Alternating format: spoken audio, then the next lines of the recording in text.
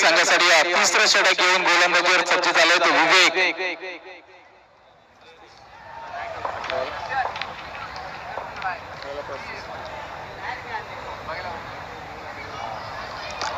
18 चेंडूवारी 35 धावांची गरज.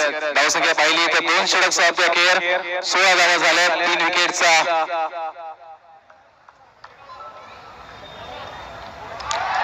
इथे संधी होती आणि कॅच इथे सुटली जाते.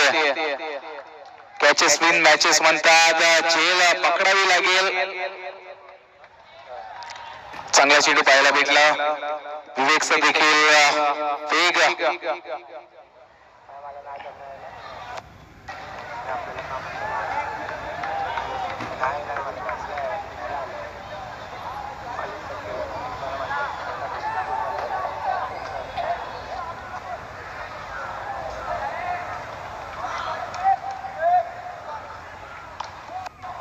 चांगला चेंडू होता परंतु पॉइंटच्या डोक्यावरून चेंडूला पाठवलं जातंय. 2 धावा झाल्या तिकडे फेकी केली. 3 धाव घेण्याचा प्रयत्न तिथे 2+ रनआउटच्या रूपात रोहितला मैदान सोडावा लागेल. रोहितची खेळ संपुष्टात होते. थोडीशी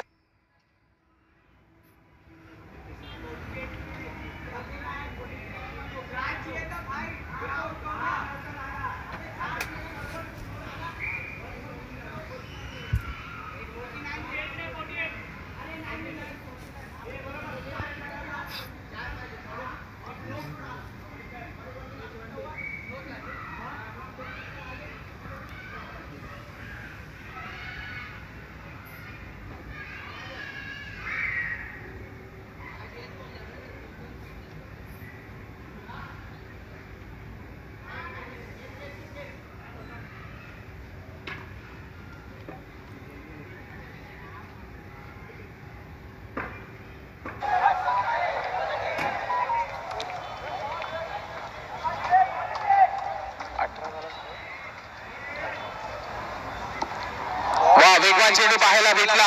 गोलंदाज विवेकचा.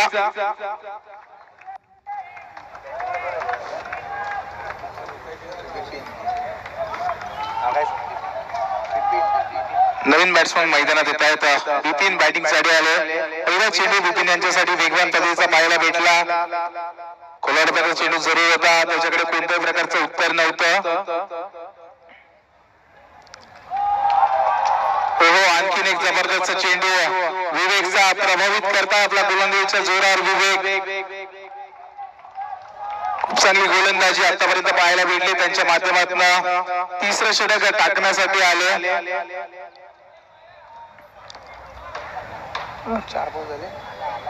4 चेंडूचा खेळ झाला. फक्त आणि फक्त 2 धावा त्यांनी खर्च केल्या. आणखीन एक वेगवान चेंडू. इथे मात्र बॅटची एज घेतली आणि चेंडू जातोय गोशांगी क्षेत्रात. तिथे धाव भेटेल ती एका धावाने स्कोर मध्ये जाईल. तर म्हणजेच 19 या धावसंख्येवर थोडासा बॅकफुटला येताना दिसतोय आपल्याला संघ.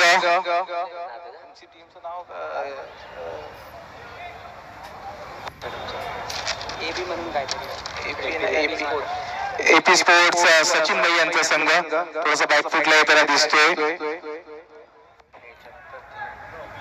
4 आणि मग फायनल 5.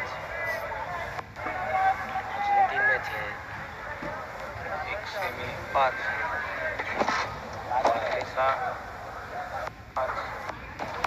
जबरदस्त फटका पाहायला भेटला. चेंडू हवे जरूर आहे. क्षेत्ररक्षक येत आहे खाली आणि एक चांगली जज आणि एक चांगला झेल तिकडे पाहायला भेटला.